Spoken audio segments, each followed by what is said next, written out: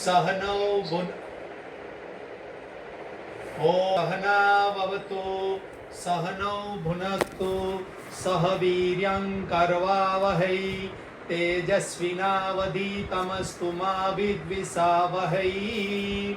ओम शांति शांति शांति।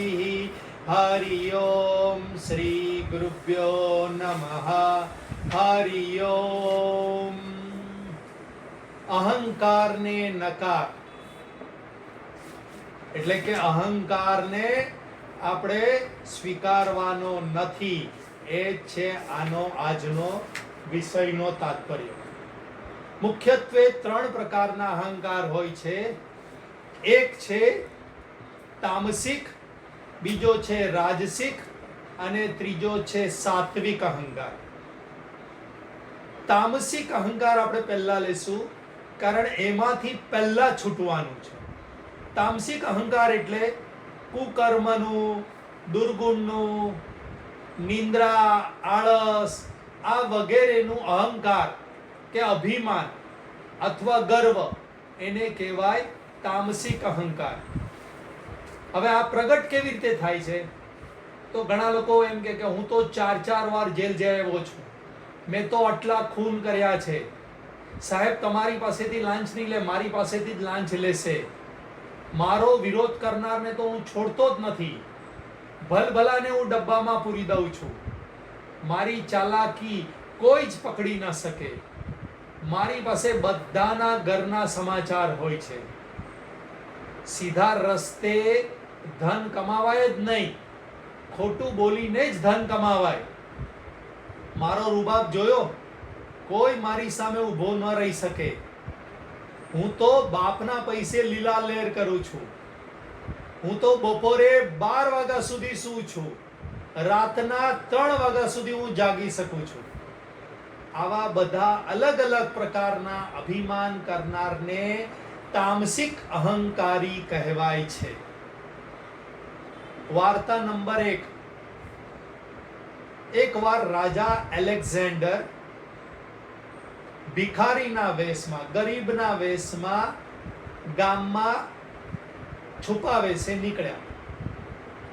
તો રસ્તામાં 4 રસ્તાના જંકશન પર એક મેજર મળ્યો એને.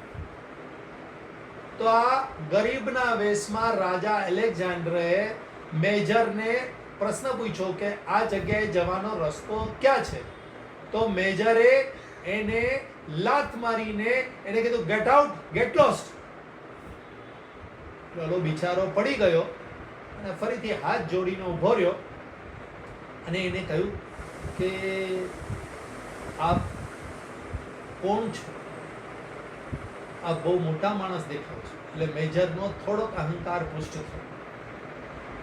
આપ કોઈ સોલ્જર દેખાવ છો? તો કે ના, એનાથી ઉપર. ઓફિસર છો? ના, એનાથી ઉપર. લેફ્ટનન્ટ છો? ના, એનાથી ઉપર. અરે કેપ્ટન છો? ના, એનાથી પણ ઉપર. શું મેજર છો? તો કે હા, હું મેજર છું. એટલે રાજા જે ભિખારીના વેશમાં હતો એને કીધું હા, મને થયું જ કે તમે બહુ મોટા માણસ લાગો છો. એક પિક્ચર મેં જોયેલું, લવની ભવાઈ. એમાં બસનો એક સીન છે અને એમાં હીરો આવો ડાયલોગ બોલે છે કે મને થયું જ કે તું બહુ મોટી હસ્તી છે, માટે તું હસતી નથી. એટલે સામાન્ય રીતે આપણે બહુ મોટા માણસ બની જઈએ ને પછી આપણા ચહેરા પરથી હસવાનું ગુલ થઈ જાય, આનંદ સ્વરૂપતા ચાલી જતી હોય છે. એવું જ અહીંયા ઘડી થયું. હવે આએ બહુ વખાણ કર્યા, બહુ મોટા માણસ છો ને આમ ને તેમ. એટલે ઓલા મેજરને થયું કે લાવ આને પૂછી લો. તો એને પૂછ્યું શું તમે કોઈ સિવિલિયન છો? એટલે કે સામાન્ય માણસ છો? તો કે ના. સોલ્જર છો? તો કે ના, એનાથી ઉપર. તો કે ઓફિસર છો? તો કે ના, એનાથી ઉપર. લેફ્ટનન્ટ છો? ના, એનાથી ઉપર. હવે જરાક મેજર જરાક સાવધાન થઈ ગયો. કેપ્ટન છો? તો કે ના, એનાથી ઉપર. એને પૂછ્યું તમે મેજર છો કોઈ? તો કે ના, એનાથી ઉપર. એટલે હવે ઓલો ઠંડો થઈ ગયો. હવે મેજરથી ઉપરની પોસ્ટ આવે છે જનરલની. એટલે શું તમે જનરલ છો? તો કે ના, એનાથી પણ ઉપર. તો કે શું તું રાજા છે? ગુસ્સેથી બોલ્યો. તો કે હા, હું રાજા છું. એમ કરીને જે ગરીબનો વેશ હતો, પાઘડી કાઢી. મેજરે તો રાજાને જોયેલો જ હોય. મેજર, જનરલ, આ બધી મોટી મોટી પોસ્ટવાળા હતા, રાજાના સંપર્કમાં હોય જ, મીટિંગો થતી હોય. એટલે ઓલો મેજર ઓળખી ગયો અને કીધું, મને માફ કરો, મેં તમને લાત મારી, તમને ગેટ લોસ કીધું. તો કે એક જ વાતથી હું તને માફ કરું કે હવે પછી તું ગમે ત્યારે પણ વર્તન કરે કોઈ પણની સાથે, અને એ વર્તન દરમિયાન તને અહંકાર આવે, તું સમજજે કે સામેવાળો વ્યક્તિ એ રાજા એલેક્ઝાન્ડર છે. મેજર કે ચોક્કસ, આજ પછી હું અહંકાર કરીશ નહીં. બસ આપણા બધાની અંદર પણ આવું જ હોવું જોઈએ કે જો આપણે તામસિક અહંકાર કરતા હોઈએ તો આપણે મનમાં ગમે ત્યારે પણ અહંકાર આવે તો સમજવાનું કે સામેવાળો વ્યક્તિ પરમાત્મા છે, અને એવી રીતે સમજી અને આપણા અહંકારને ડાયલ્યુટ કરી દેવાનું, આપણે નમ્ર બની જવાનું. झुकते वही है जिसमें जान होती है, झुकते वही है जिसमें जान होती है, અકડે રેના મુર્દો કી શાન હોતી है.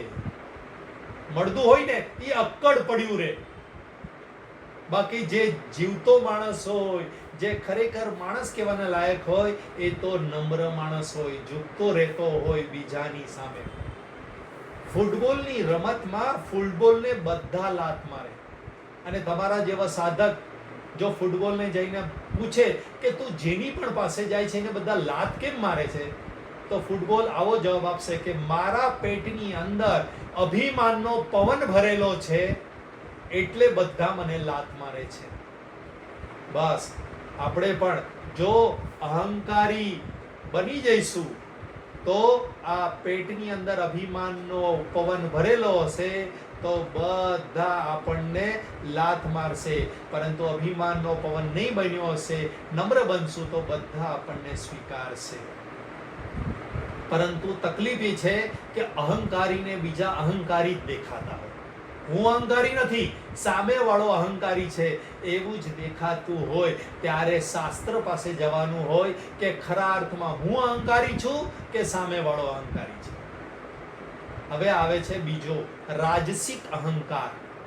રાજસિક અહંકાર એટલે સંસારની સંપત્તિ, ધન, માન પ્રતિષ્ઠા અને ભણતરનું અભિમાન જેને હોય તે રાજસિક અહંકારી છે. પરંતુ આ જરૂરી છે. તામસિક અહંકારમાંથી નીકળવા માટે રાજસિક અહંકારી બનવું જરૂરી છે અથવા બનાવવું જરૂરી છે. જે તામસિક અહંકારી જે આગળ કીધું એવી રીતે હોય એને કેવું પડે કે થોડો કામ ધંધો કર, નોકરી પર જા, નિયમિત જા, ધન કમા, તારું ઘરનું ઘર બનાવ, ભણવામાં હોશિયાર બન, આવું એને કહેવું પડે. ત્યારે એ તામસિક અહંકારમાંથી નીકળી અને રાજસિક અહંકારમાં આવે છે. અને રાજસિક અહંકાર વાળો ખોટા કામ કરશે નહીં, એ સારા રસ્તે, પરંતુ પોતાને કંઈક લોકો સારો કહે એટલા માટે રાજસિક અહંકાર તરફ જશે. વાર્તા નંબર 2. એક વખત એક રાજા જંગલમાં જઈ રહ્યો હતો અને એને એક ઝૂંપડી મળી. ઝૂંપડી જોઈ અને એમાં ઋષિ દેખાણો, નમસ્કાર કર્યો અને એને જોયું કે આ ઋષિ બહુ કંગાળ છે, જંગલમાં રહે છે, આની પાસે પૈસા નથી. એટલે એ ગયો અને સૈનિકને કીધું કે આ 5 રૂપિયા જઈને ઋષિને આપ્યા. ઋષિએ કહ્યું કે કોઈ કંગાળને આ 5 રૂપિયા આપજો, મારે નથી જરૂર. રાજાને થયું કે ભાઈ 5 રૂપિયાથી એને જરાક ઠેસ પહોંચી લાગે છે, કેટલું નાનું મને ગિફ્ટ આપી, એટલે 50 રૂપિયા મોકલ્યા. ફરીથી એ જ જવાબ, કોઈ કંગાળને આપજો. રાજાએ 500 રૂપિયા મોકલ્યા તો ફરીથી એ જ જવાબ. હવે રાજા પોતાના રાજ્યમાં ગયો અને એણે 5000 રૂપિયા મોકલ્યા અને છતાંય પાછો એ જ જવાબ કે કોઈ કંગાળને આપજો. 50000 રૂપિયા મોકલ્યા તો એ જ જવાબ. હવે રાજાને થયું કે આ જોવું પડશે યાર, આ ખરેખર ગરીબ છે કે અભિમાની છે, અહંકારી છે કે શું રહસ્ય છે આ? એટલે રાજા પોતે 5 લાખ રૂપિયા લઈને ગયા અને ઓલા ઋષિને કીધું કે આ 5 લાખ રૂપિયા લો. તો રાજાને પણ એ જ જવાબ આપ્યો કે કોઈ કંગાલને તમે આપજો, મારી પાસે તો એવું રસાયણ છે કે જે લોઢાને પણ સોનું બનાવી દે, મારે કોઈ ધનની કે સંપત્તિની જરૂર નથી. રાજા શરમાઈને ત્યાંથી વયો ગયો, પરંતુ એને ઊંઘ નહીં આવી. એને રાતના વિચાર કર્યો. આ રાજસિક અહંકારી વાળો હતો કે જો ઋષિ પાસે આવું રસાયણ છે કે જે લોઢાને પણ સોનું બનાવી દે, તો મારે એ રસાયણ શીખી લેવું જોઈએ, અથવા મારી પાસેના લોઢાને સોનું બનાવી દેવું જોઈએ. તો એ રાજા રાતોરાત ત્યાં ઋષિ પાસે ગયો અને એને કીધું કે મને આ રસાયણ બનાવતા શીખવી દો અથવા રસાયણ આપો. તો ઋષિ કીધું આમ કઈ અચાનક રસાયણ બની ન જાય કે અચાનક રસાયણ આપી ન શકાય, એના માટે તો તારે નિયમિત મારી પાસે આવવું પડશે. તો રાજા કે ચોક્કસ તૈયાર છું. ધનની આસક્તિ વાળો બધું કરવા તૈયાર થઈ જાય. એટલે રોજ રાજા 2 કલાક આ ઋષિ પાસે જવા લાગ્યો. 2 કલાક ઋષિ એને સત્સંગ કરાવે. આમ કરતા કરતા 1 વર્ષ નીકળી ગયું. રાજાની અંદર ઘણો બધો પરિવર્તન આવી ગયો. એને આ સંસારની સંપત્તિ તુચ્છ લગાવવા લાગી. એને સંપત્તિની કોઈ કિંમત રહી નહીં. હવે ઋષિએ એને કીધું કે રાજા, તું હવે આવતીકાલે તારા રાજ્યનું જેટલું પણ લોઢું હોય એટલું લોઢું લઈને આવી જજો, હું બધાને સોનું બનાવી દઈશ. તો રાજાએ કીધું લોઢું સોનું બની ગયું. આ લોઢા રૂપી શરીર અને મન હતું મારું, કે જેની અંદર સોનાની આસક્તિ હતી, એ લોઢા જેવું હતું, એ હવે સોનું બની ગયું છે. મારે હવે આ જગતની કોઈ પણ સંપત્તિની, સાંસારિક સોનાની કોઈ કિંમત છે નહીં. ઋષિ મુનિઓ પાસે આવું રસાયણ હોય છે. સત્સંગમાં આપણને આવું રસાયણ મળે કે જે લોઢા જેવા આપણા મનને, કટાઈ ગયેલા આપણા મનને સોના જેવું બનાવી દે. पैसा अगर जेब में है, पैसा अगर जेब में है तो वो हमारी सबसे बड़ी ताकत है. पैसा अगर जेब में है तो वो हमारी सबसे बड़ी ताकत है, लेकिन पैसा अगर दिमाग में है तो वो सबसे बड़ी कमजोरी है, हमारी सबसे बड़ी कमजोरी है. દીકરી વિચારે કે હું ખૂબ કમાઉં છું, મારે પતિની કે પતિના ઘરવાળાની કોઈ જરૂર નથી, તો એ એની કમજોરી છે. સહજ અવસ્થામાં રહેવું જોઈએ દરેક વ્યક્તિએ, તો અહંકાર આવે નહીં. શાસ્ત્રમાં સહજ અવસ્થામાં રહેવાના ઉપાયો દરેકને આપેલા છે, કર્તવ્ય દરેકને આપેલા છે કે જે દ્વારા સહજ અવસ્થામાં રહી શકે. ઉદાહરણ, આપણે બધા પ્રાણ લઈએ છીએ, અંદર ઓક્સિજન લઈએ છીએ, એનો અહંકાર કરીએ જ કોઈ દિવસ નથી કરતા. કેમ તો કે સહજ છે. બાકી તો ઓક્સિજન લેવું કેટલું મોટું કામ છે, જીવન મરણનો સવાલ છે. જગતમાં કે જીવનમાં સૌથી મોટું કામ છે આપણે ઓક્સિજન અંદર લેવું. તો એનો કેટલો મોટો અહંકાર હોય, કેટલું મોટું કામ કરીએ છીએ આપણે, તો એનો કેટલો મોટો અહંકાર હોય. પરંતુ એ સહજ છે એટલે અહંકાર થતો નથી. સહજ અવસ્થામાં રહેશું, સહજ કાર્યો કરશું તો અહંકાર થશે નહીં. બહેનો રસોઈ કરે એનો કોઈ દિવસ અહંકાર ન હોય, અને ભાઈઓ બહારથી કમાઈને ધીરે ધીરે કમાણી વધે એનો કોઈ અહંકાર ઘરમાં ન કરે. કેમ તો કે આ બંને માટે સહજ કાર્ય, પરંતુ આનાથી વિપરીત કાર્ય થઈ જાય તો અહંકાર થઈ જાય છે. માટે આ અહંકાર હોય છે એ સગડીના કોલસા જેવો હોય છે. સગડીની અંદર કોલસો સળગતો હોય અને એક કોલસો એમ વિચારે કે બસ મેં થોડો અગ્નિ લઈ લીધો અને એ બહાર નીકળી જાય, તો થોડી વારમાં એ કોલસો ઠરી જાય છે અને કોઈ કામમાં આવતો નથી. એવી જ રીતે સત્સંગ રૂપી સગડીની અંદર આપણે તપી રહ્યા હોઈએ અને થોડો સત્સંગ સાંભળી અને એમ સમજી લે કે હું MBA બની ગયો. અહંકારી છે ને MBA જલ્દી બની જાય. મને બધું આવડે છે, હવે મને બધું આવડે છે એવો અહંકારી બની જાય અને કોલસાની જેમ બહાર વયો જાય, તો એ ઠરીને ઠીકડું થઈ જાય છે. એનું પતન ચાલુ થઈ જતું હોય છે. સત્સંગ ક્યાં સુધી કરવાનો? જ્યાં સુધી આપણને આત્મ સાક્ષાત્કાર ન થાય ત્યાં સુધી આપણે આ જ્ઞાનાગ્નિમાં જલતા રહેવાનું છે. કોલસા એ બહાર નીકળી ગયો તો સમજી લેજો કે પતન થવાનું ચાલુ થઈ જશે, પ્રગતિ અટકી જશે. મને તો આ સાત્વિક અહંકારીઓ કેવા હોય છે, MBA હોય છે અને એટલે લીધે એમની પ્રગતિ અટકે છે. રાજસિક અહંકારી રાજસિક અહંકારની વાત ચાલે છે. એ આવા હોય છે, મને MBA હોય છે, મને બધું આવડે છે એવું સમજનારા હોય છે. બીજું, મને તો 2-3 વાર બોલાવે, માન આપે તો જ હું જાઉં. આ રાજસિક અહંકારની નિશાની છે. મને શું સમજાવે છે, હું તો ખૂબ ભણેલો છું કે ભણેલી છું, આવું મા બાપ સામે અહંકાર કરનાર પણ રાજસિક અહંકારી હોય છે. આ જગતમાં કોઈ પણ માણસ ભણેલો હોતો નથી. ભણવાની પ્રોસેસ કન્ટિન્યુઅસ છે. જે દિવસે તમે સમજી લો કે હું બહુ ભણેલો છું, એ દિવસે તમારું ભણવાનું કે જ્ઞાન લેવાનું અટકી જતું હોય છે. માટે અહંકાર કરવાનો નહીં. જગતમાં અને જીવનમાં જેટલું જ્ઞાન મળે એટલું લેતા જવાનું. જ્ઞાન કોઈ દિવસ ખૂટવાનું નથી. જ્યાં સુધી સાક્ષાત્કાર ન થાય ત્યાં સુધી જ્ઞાનની પ્રક્રિયા ચાલુ રાખવાની. વાર્તા નંબર 3. રાજસિક અહંકારી એમ સમજે ને કે મારા જેવો મહાન કોઈ નથી. મહારાષ્ટ્રમાં એકવાર દુકાળ પડ્યો તો સ્વામી રામદાસે શિવાજીને કહ્યું કે ભાઈ તમારા ભંડારો ખોલી નાખો. શિવાજીએ ભંડારો, અન્નના અને બીજા ભંડારો ખોલી દીધા. એટલે ઘણા બધા લોકોનું ઘર ભરણ પોષણ થયું અને પછી વરસાદ આવ્યો એટલે બધાના જાન બચી ગયા. તો શિવાજીને અહંકાર થઈ ગયો કે મેં કેટલા બધા લોકોના જાન બચાવ્યા. સ્વામી રામદાસને ખબર પડી ગઈ શિવાજીના મનના ભાવ, પણ ત્યારે કંઈ બોલ્યા નહીં. પછી કિલ્લો બનવાનું કામ ચાલતું હતું. ત્યાં આગળ પણ શિવાજીએ કેટલાય મજૂરો, હજારો મજૂરો કામ કરી રહ્યા હતા. શિવાજીને આ જોઈને અંદર મનમાં એવો ભાવ થયો કે મારે લીધે કેટલા બધા લોકોને ભોજન મળી રહ્યું છે, કામ મળી રહ્યું છે. સ્વામી રામદાસને થયું કે હવે આ શિવાજીનો અહંકાર કાઢવો પડશે. એટલે એમણે એક પથ્થર લેવાનું કીધું શિવાજીને, એને તોડવાનું કીધું. અંદરથી ખિસકોલી નીકળી જીવતી. સ્વામી રામદાસે શિવાજીને કહ્યું, ઓહો શિવાજી, તું તો ખિસકોલીને પણ પથ્થરની અંદર પાણી અને અન્ન મોકલી રહ્યો છે.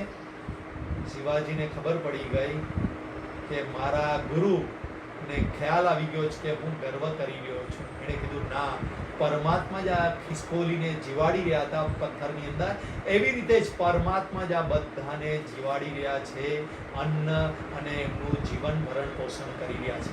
હું કોણ કરવા વાળો? આમ શિવાજીનો રાજસિક અહંકાર સ્વામી રામદાસે કાઢી નાખ્યો. પરંતુ ક્યારે નીકળ્યો? શિવાજી નિયમિત ગુરુના સંપર્કમાં રહેતા હતા, સંત મહાત્માના સંપર્કમાં રહેતા હતા. तुलसी लेने को हरि नाम, तुलसी लेने को हरि नाम, देने को कुछ दान, तरने को अधीनता, डूबने को अभिमान. તુલસીદાસજી 4 વસ્તુ કહે છે. લેવું હોય તમારે, કોઈ પણ દિવસ કોઈની પણ પાસેથી લેવાનું મન થાય તો હરિ નામ લેજો. દેવું હોય તો દાન દેજો. આ સંસાર સાગરને તરી જવો હોય તો અધીનતા એટલે કે શરણાગતિ કરજો કોઈની પણ. અને જો ડૂબી જવું હોય સંસાર સાગરમાં તો અભિમાન કરજો. આ 4 વસ્તુ બરાબર યાદ રાખજો. ઈશ્વરસ્યાપી અભિમાન દ્વેષિત્વાત દૈન્ય પ્રિયત્વાચ. ઈશ્વરને પણ અભિમાનનો દ્વેષ છે, દૈન્ય એમને પ્રિય છે, એટલે કે શરણાગતિ એમને પ્રિય છે. વાર્તા નંબર 4. અકબર બાદશાહ જ્યારે મંત્રીઓની વચ્ચે બેઠા હોય ને ત્યારે મંત્રીઓ એની લાલ બહુ કરે. મંત્રીઓ હંમેશા કહો, હો તમે તો અલ્લાહથી પણ વિશેષ છો, તમે તો મહાન મહાન કાર્યો કરી રહ્યા છો. એટલે અકબર બાદશાહને ભ્રાંતિ થઈ ગઈ કે હા, હું તો ભગવાનથી પણ વિશેષ છું. અને એટલે જ રાજ્યમાં એણે ચાલુ કરાવી દીધું મસ્જિદોની અંદર અલ્લાહુ અકબર, અલ્લાહુ અકબર, અલ્લાહુ અકબર. અને એ ભ્રાંતિ આજ સુધી ચાલી રહી દરેક મસ્જિદમાં કે અકબર જ અલ્લાહ છે, અકબર જ અલ્લાહ છે. જો તમે સાચા રસ્તે નહીં હશો, વેદાંતના રસ્તે નહીં હશો, તો ક્યારે ગોથો ખાઈ જશો ખબર નહીં પડે. આપણા વેદ, ઉપનિષદ અને ગીતાની અંદર એક પણ અક્ષર પરિવર્તન નથી. જ્યારે અહીંયા તો ભગવાનો બદલાય રાખે. પહેલા મોહમ્મદ પેગમ્બરને ભગવાન સમજતા હતા, હવે અકબરને ભગવાન, અલ્લાહુ અકબરની બાંગ પોકારાય છે. બિરબલને આ વાત ગમતી નહીં. કે ભગવાનને છોડીને અકબરને ભગવાન માનવા લાગ્યા છે. આમાં બધાનું પતન છે ને અકબર બાદશાહનું પણ પતન છે. એકવાર અકબર બાદશાહને મન થયું કે લાવ બિરબલને પૂછું. બિરબલ કોઈ દિવસ બોલતો નથી. બિરબલને પૂછ્યું, કેમ બિરબલ, શું ભગવાન જેવા કર્મ કરું છું કે નહીં? તો બિરબલે કીધું, ના ના ના ના, આ બધા લોકો કહે છે એવા જ છો તમે, ભગવાનથી પણ વિશેષ છો તમે. એટલે અકબરને પણ થયું, જો બિરબલ પણ મને કહે છે કે હું અલ્લાહથી કે ભગવાનથી પણ વિશેષ છું. એટલે બિરબલ તરત બીજું વાક્ય બોલે છે કે જે કાર્ય ભગવાન ન કરી શકે એ કાર્ય તમે કરી શકો છો. એટલે અકબર બાદશાહ હજી ફૂલાઈ ગયા. હવે બિરબલ ત્રીજું વાક્ય બોલે છે કે જુઓ, તમે તો કોઈને પણ તમારા રાજ્યમાંથી કાઢી શકો એમ છો, પરંતુ ભગવાન એના રાજ્યમાંથી કોઈને કાઢી શકતા નથી. ઈચ્છે તો પણ આ દુનિયાના રાજ્યમાંથી, એની દુનિયાના રાજ્યમાંથી કોઈને કાઢી શકતા નથી. બિરબલે કેટલી ઊંચી વાત કરી અને સીધું અકબર બાદશાહને સંભળાવી દીધું કે તમારા જેવા અભિમાનીને ભગવાન આ દુનિયામાંથી કાઢી નાખવા માંગે તો એ કાઢી શકતા નથી. તમે તો ભગવાનથી વિશેષ જ હો ને, કે તમે ભગવાન જે નથી કરી શકતા એ કરો છો. અકબર બાદશાહ સમજુ હતો કે નહીં ખબર નથી, પરંતુ આપણે સમજી જવાનું છે કે આપણે એવું કોઈ અભિમાન નથી કરવાનું કે જેથી આપણે એવું માની લઈએ કે હું તો વિશેષ કાર્ય કરું છું. બધું કાર્ય ભગવાન દ્વારા જ થઈ રહ્યું છે. હું કરું એ જ અજ્ઞાનતા, સકટનો ભાર જેમ શ્વાન તાણે, સૃષ્ટિ મંડાણ સારી એની પેરે, જોગી જોગેશ્વરા કોઈક જાણે. હું કરું, આ નરસિંહ મહેતાનું ભજન છે. હું કરું એ જ મોટામાં મોટું અજ્ઞાન છે, બાકી કોઈ અજ્ઞાન નથી. આવું અભિમાન, આવો અહંકાર કરવું એ જ અજ્ઞાન છે. હું કરું એ જ અજ્ઞાનતા, સકટનો ભાર જેમ શ્વાન તાણે. સકટ એટલે બળદગાડાનો ભાર જેમ કૂતરો હાકી રહ્યો હોય એવું માનવું, એને જ કહેવાય હું કરું છું. આજ પછી તમે કે હું કોઈ દિવસ કહેતા નહીં કે મેં આટલું કર્યું, નહીતર આ કૂતરા જેવા છીએ આપણે.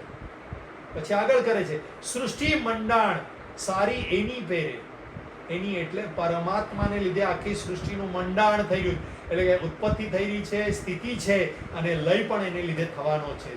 જોગી જોગેશ્વરા કોઈક જાણે. આપણે એવા જોગી એટલે કે યોગી બનવાનું છે, યોગેશ્વર બનવાનું છે, પરમાત્મા બનવાનું છે. એ જ જાણી શકશે, બાકી કોઈ નહીં જાણી શકે. બાકી બધાને અહંકાર થવાનો જ. એટલે જ ધન, સંપત્તિ, માન, પ્રતિષ્ઠા, ધંધાના અહંકારમાંથી નીકળવા માટે હવે સાત્વિક અહંકારની જરૂર છે. પહેલા તામસિક અહંકારમાંથી નીકળવા માટે રાજસિક અહંકાર કરવાનો, રાજસિક અહંકારમાંથી નીકળવા માટે સાત્વિક અહંકાર કરવાનો. એટલે કે સદગુણનો અહંકાર, અભિમાન, સદગુણ, સાધના, સત્સંગ, તપ, ધાર્મિકતાનું અભિમાન કરવાનું. જેને ધન, પૈસાનું, ભણતરનું, માન પ્રતિષ્ઠાનું અભિમાન હોય ને, એને હવે સામેથી કરવાનું. સત્સંગનું અભિમાન, સાધનાનું અભિમાન કરવાનું. હવે સાત્વિક અહંકારી કેવો હોય તો કે હું તો રોજ 5 વાગે જ ઉઠી જાઉં. આ અહંકાર છે, પણ કરવાનો. આવો અહંકાર કરશો તો નિયમિત 5 વાગે ઉઠતા થશો. નાઈ ધોઈને પૂજા કરીને જ હું નાસ્તો કરું, આવો અહંકાર કરશો તો તમારી અંદર ધાર્મિકતા આવશે. રોજ 11 માળા તો હું ફેરવું જ છું, આવો અહંકાર કરશો તો તમારી અંદર નિયમિતતા આવશે. મને તો ગીતા અને ઉપનિષદના શ્લોકો મોઢે છે, આવો અહંકાર કરશો તો કોઈ દિવસ તમે ગીતા કે ઉપનિષદના શ્લોકો ભૂલશો નહીં. આ બધું જરૂરી છે રાજસિક અહંકારને કાઢવા માટે. રાજસિક અહંકારમાં બહેનોને રૂપનું, રસોડાનો અહંકાર કદાચ આવી ગયો હોય તો આ કાઢવા માટે આ સાત્વિક અહંકાર કરજો. આ સાત્વિક અહંકાર વાળો એવું માનતો હોય કે સંપત્તિ તો આજે છે ને કાલે નથી, મારી પાસે તો કાયમની સંપત્તિ છે, અને એ છે સદગુણની અને પુણ્યરૂપી સંપત્તિ. જેનો સાત્વિક અહંકાર પોસાય એને રાજસિક અહંકાર તરફ જવાનું મન થતું નથી. કોઈક વાર જો પરંતુ આ સાત્વિક અહંકારમાંથી પણ ઉપર ઉઠી જજો, નહીતર શું થશે? સાત્વિક અહંકાર કોઈ વખત પોસાશે નહીં તો પછી ફરીથી પાછા રાજસિક અહંકાર તરફ તમે વયા જશો. સંત મિલન કો ચાલીએ, સંત મિલન કો ચાલીએ, તજ માયા અભિમાન. સંત મિલન કો ચાલીએ, તજ માયા અભિમાન. જો જો પગ આગે ધરે, કોટી અગ્ન સમાન. જો જો પગ આગે ધરે, કોટી યજ્ઞ સમાન. સાત્વિક અહંકારી હંમેશા સંત મહાત્માઓને મળતો રહેતો હોય, અને જો તમે સંત મહાત્માને નિયમિત મળતા રહેતા હો તો તમે નિયમિત યજ્ઞ કરો છો એટલું પુણ્ય મળે છે. એટલે સંતને મળવા જાઓ ત્યારે અભિમાન ત્યાગીને જજો, નમ્ર બનીને જજો, તો જ એ યજ્ઞ બરાબર થઈ જશે. વાર્તા નંબર 5. પુષ્ટિ માર્ગના આચાર્ય. 5 મહાન આચાર્યોની વાત કરી, એમાં પુષ્ટિ માર્ગના આચાર્ય વલ્લભાચાર્યજી, શ્રીમદ વલ્લભાચાર્યજી, એમને મહાપ્રભુજી પણ કહેવાય છે. તો પુષ્ટિ માર્ગના આચાર્યજીને મળવા માટે એકવાર તાનસેન આવે છે. હવે જ્યારે આવે છે ત્યારે શ્રી કૃષ્ણ પરમાત્માના કીર્તન કરવાનો સમય હતો, પરંતુ તાનસેન આવ્યો અને તાનસેનના રસાળામાંથી એક ગાયક હંમેશાની જેમ, તાનસેન જ્યાં જ્યાં પણ જાય ને ત્યાં આગળ એના રસાલાને લઈને જાય અને રસાલાઓ એની વાહવા કરતા હોય, એની લાલ કરે, એટલે લોકોને એના તરફ માન સન્માનની ભાવના થાય. તમે જોજો, પોલિટિશિયન હોય કે મોટા સંત મહાત્મા હોય ને, એની સાથે આ બધા એના રસાલાઓને સાથે લઈને જાય. એટલે રસાલાઓ શું, હો આમ કરજો, તેમ કરજો, આવું હોય તેવું હોય, મોટા સંત છે, આમ છે તેમ છે, અને આવું ચાલે, આમ ન કરાય, આવું બધો એવો માહોલ તૈયાર કરે કે જેથી તમને લાગે કે ઓહો મોટા સંત છે, મોટા પોલિટિશિયન છે, મોટા મહાન માણસ છે, મોટા કવિ છે, મોટા, એટલે કોઈ પણ કલામાં પારંગત હોય એની સાથે સાથે આ બધા 4-5 હંમેશા તમે નિયમ જોજો. જેને આ સાત્વિક અહંકાર હોય, કોઈ પણ કલાનો કે કોઈ પણ આવો અહંકાર હોય, એ પોતાની સાથે ચાપલુસિયાઓ લઈને જ જાય કે જેથી એનો પ્રભાવ સામેવાળા પર પહેલા પડેલો હોય, પછી એ કંઈ પણ પ્રદર્શન કરે. એવી રીતે જ તાનસેનના ચાપલુસિયા ગાયકો એ વાત કરવાનું ચાલુ કર્યું કે વિધાતાએ સારું કર્યું છે કે પૃથ્વીને શીશ પર ધારણ કરનાર શેષનાગને કાન નથી આપ્યા. પૃથ્વીને શીશ પર ધારણ કરનાર શેષનાગને કાન નથી આપ્યા, નહીતર તાનસેનનું સંગીત સાંભળીને એનું માથું ડોલી જાત તો પૃથ્વીનો પ્રલય થઈ જાત. બોલો, વિચાર કરો, તાનસેનની મહત્તા દેખાડવા માટે થઈને શેષનાગનું ઉદાહરણ લઈ આવે હિન્દુઓને પ્રભાવિત કરવા માટે, અને એ પણ વલ્લભાચાર્યજી. વલ્લભાચાર્યજી આવી ગર્વવાણી સાંભળી અને મંદ મંદ હસ્યા. તાનસેને સારંગ રાગ ગાયો. વલ્લભાચાર્યજીએ ભક્તને બક્ષિસ લાવવા માટે કહ્યું. ભક્તોને ખબર હોય કે ગર્વિષ્ઠ માણસને બક્ષિસો શું આપવાનું, એટલે એક થાળની અંદર 500 સોના મોર લઈ આવ્યા અને વચ્ચે એક કોડી મૂકી દીધી. તાનસેને જોયું કે આ 500 સોના મોરની વચ્ચે એક કોડી છે. એટલે વલ્લભાચાર્યજી સમજાવ્યું કે દુનિયાની દ્રષ્ટિએ આપના સંગીતનું મૂલ્ય 500 સોના મોર છે, પણ ભક્તિ માર્ગની દ્રષ્ટિએ આપનું સંગીત કોડી સમાન છે. એટલે તાનસેનને જરાક નવાઈ લાગી અને કીધું કે કલાને માપવાનો આપને ત્યાં કોઈ વિશિષ્ટ પ્રકાર છે? એને જોયું કે મારી કલાને કોડી સમાન આ લોકોએ માપી. તો એને પ્રશ્ન પૂછ્યો.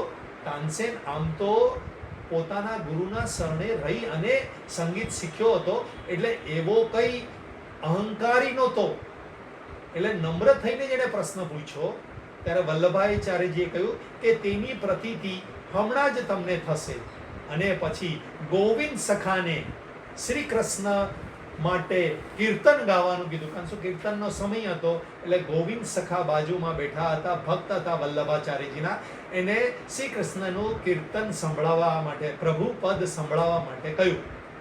પ્રભુ પદ ગાતા એવા અંતર્મુખ થઈ ગયા ગોવિંદ પાદ કે એને પોતાને પણ સમાધિ લાગી ગઈ, એ રાગમય બની ગયા, પ્રભુમય બની ગયા, અને બધા શ્રોતાઓને પણ સમાધિ લાગી ગઈ, તાનસેનને પણ સમાધિ લાગી ગઈ. કીર્તન પૂરું થયું, શ્રોતાઓની એક કરતા સમાધિ તૂટતી ગઈ, અને છેલ્લે ગોવિંદ પાદની સમાધિ તૂટી. તાનસેને જોયું કે ખરેખર આપના સંગીતની સામે તો મારા સંગીતની કિંમત કોડી બરાબર જ છે. આ દિવ્ય સંગીતની સાધના કરવી કેવી રીતે? મને આવા દિવ્ય સંગીત શીખવાની અત્યંત તાલાવેલી થઈ છે. વલ્લભાચાર્યજી કીધું કે મોહ માયામાં અટવાયેલા જગતના વિલાસી જીવોને સંભળાવવા માટે આ સંગીત નથી, આ તો આરાધના છે, બ્રહ્મનાદ છે. તાનસેન કે મારે આ જ સંગીત શીખવું છે. આનો ઉદ્ભવ મારી અંદરથી કેવી રીતે થાય? વલ્લભાચાર્યજીએ કહ્યું, પ્રભુના ચરણોમાં ચિત્તને જોડી દો અને પછી મારી પાસે તમે આવો, તો જ આ બ્રહ્મનાદ તમે શીખી શકશો. આમ કોઈ પણ કળા આપણે પ્રભુને શરણે રહીને શીખ્યા હોઈશું તો આપણું ચિત્ત પ્રભુના શરણે જ રહેશે, અહંકારી નહીં બનશું. વંટોળમાં ઘાસ નમી જાય છે, તેથી ફરી ઊભું થાય છે. વંટોળમાં ઘાસ નમી જાય છે, તેથી ફરી ઊભું થાય છે. ન નમનાર તાડ જળ મૂળથી ઉખડી જાય છે. અહંકારી માણસ ને જો એકાદ વંટોળ આવે તો એ જળ મૂળથી ઉખડી જશે. અત્યારે આપણને બધાને આ કોરોના રૂપી વંટોળ છે, પરંતુ આપણે આપણું ચિત્ત પરમાત્મામાં ચોંટાયેલું હશે તો આપણે આ વંટોળની સામે પણ ભગવાનને નમી જઈશું, શરણે થઈ જઈશું, તો આપણને આ વંટોળ કંઈ કરી શકશે નહીં. હવે સાત્વિક અહંકારમાંથી નીકળવા માટે આપણે શુદ્ધ અહંકારમાં જવાનું છે. અહંકારને નકાર, આ ત્રણ અહંકારને નકાર કહેવાનો છે અને શુદ્ધ અહંકારને આવકાર આપવાનો છે. એક પછી એક તામસિક અહંકારમાંથી નીકળવું હોય તો રાજસિક અહંકારમાં પ્રયત્નપૂર્વક જજો. રાજસિક અહંકાર તમારી અંદર વધી ગયો હોય તો પ્રયત્નપૂર્વક સાત્વિક અહંકાર કરજો. હવે સાત્વિક અહંકાર કરતા કરતા એમાંથી પણ નીકળવું હોય તો શુદ્ધ અહંકારમાં રહેજો. અને શુદ્ધ અહંકાર એટલે આત્મ સ્વરૂપમાં લીન થઈ જવું. મારે સાત્વિક અહંકારમાંથી નીકળવું છે એવો દ્રઢ નિશ્ચય કરવો હોય તો આત્મચિંતન કરવા લાગજો, નિધિધ્યાસન કરવા લાગજો. હું જન્મવા મરવા વાળો નથી, એમાં હું તો છે, હું એટલે જ અહંકાર, પરંતુ હું જન્મવા મળવા વાળો નથી. આગળના ત્રણ અહંકાર અભિમાનના સ્તર પર છે. હવે આ અહંકાર છે એ નિધિધ્યાસન રૂપી છે. હું જન્મવા મરવા વાળો નથી, હું અવિનાશી છું, હું તો બ્રહ્મ છું. તત્વમસી, અહમ બ્રહ્માસ્મિ, આવા વિચારોમાં લીન, હું શરીર નથી, આવા વિચારોમાં હું શુદ્ધ ચૈતન્ય છું, આવા વિચારોમાં લીન રહેશું તો શુદ્ધ અહંકારમાં સ્થિત થઈ અને જન્મ મૃત્યુના ચક્રમાંથી બહાર નીકળશું. ઓમ પૂર્ણમદ પૂર્ણમિદં પૂર્ણાત પૂર્ણમુદચ્યતે પૂર્ણસ્ય પૂર્ણમાદાય પૂર્ણમેવાવશિષ્યતે. ઓમ શાંતિ શાંતિ શાંતિ. હરિ ઓમ. શ્રી ગુરુભ્યો નમઃ. હરિ ઓમ.